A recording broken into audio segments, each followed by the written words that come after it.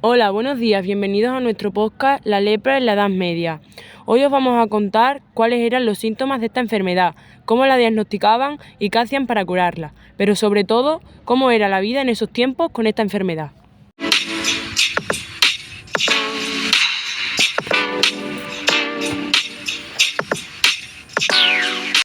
Conmigo están dos compañeras, María y Najwa.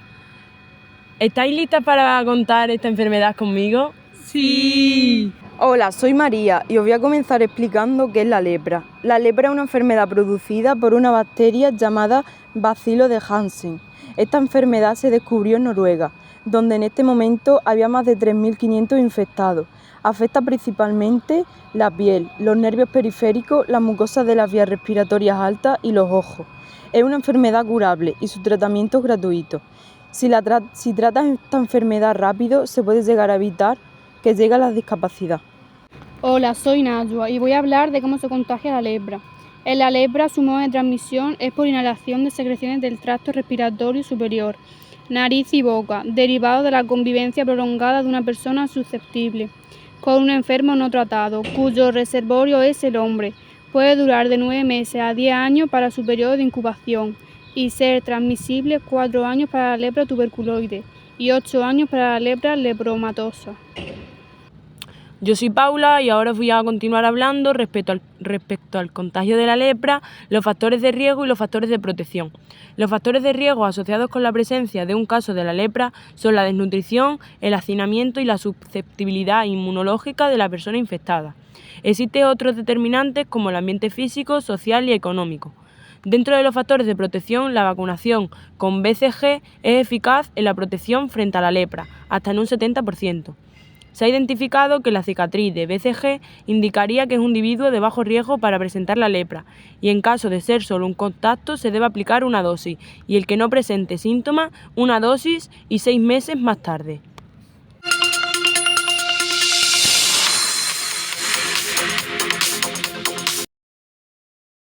La enfermedad de la lepra se originó a finales de la Edad Media. La lepra era frecuente en Europa, tanto que casi una de cada 30 personas estaba infectada. En la actualidad, la enfermedad se encuentra en 91 países de todo el mundo, con cerca de 200.000 nuevos casos de infección al año. Las enfermedades infecciosas son trastornos causados por organismos como bacterias, virus, hongos y parásitos. ¿Qué síntomas tenía la gente para darse cuenta de que estaban infectados? Los síntomas de la lepra tuberculoide son la presencia de algunas lesiones bien definidas en la piel, con tumefacción.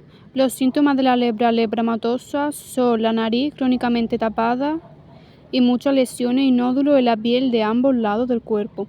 Toda persona que presente manchas hipopigmentadas, rojizas o cobrizas con trastorno de la sensibilidad, o bien placas infiltradas, nódulos, infiltración difusa, úlceras o zonas con trastornos de la sensibilidad sin lesiones dermatológicas.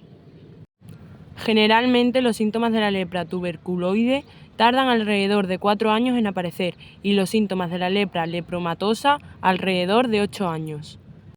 ¿Cómo se puede evitar la lepra? La mejor manera de evitar el contagio de la lepra es el diagnóstico y tratamiento temprano de las personas infectadas.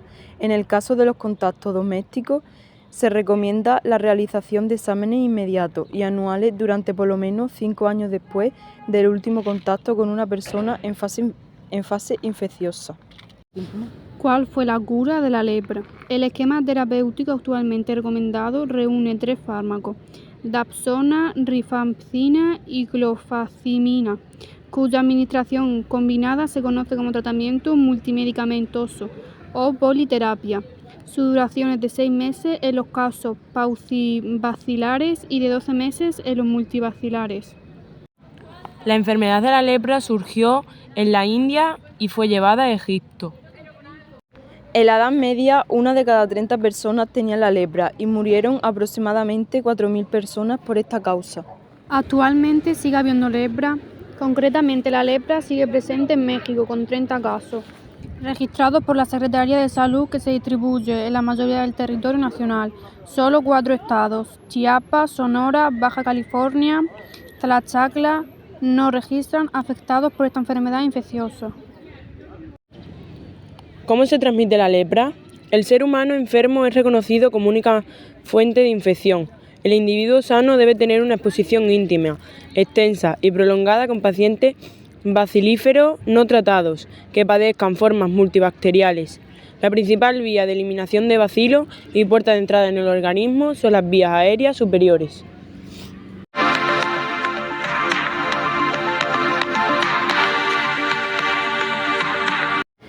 ¿Cuáles son las consecuencias si no se trata a tiempo? El mayor problema y la razón de ser del programa es el evitar que un diagnóstico tardío o un mal diagnóstico conlleve a que el paciente desarrolle distintos grados de discapacidad que pueden ser irreversibles y afectar la vida en todos los aspectos del individuo, hasta el grado de serias lesiones mutilantes principalmente en ojos, manos y pies.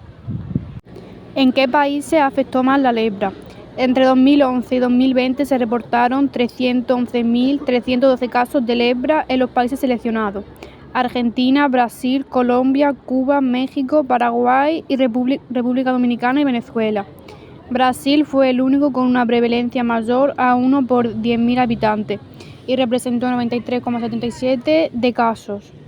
En Brasil y República Dominicana se observó un aumento de la prevalencia durante 2011-2019, mientras que en los demás países esta tendió a disminuir.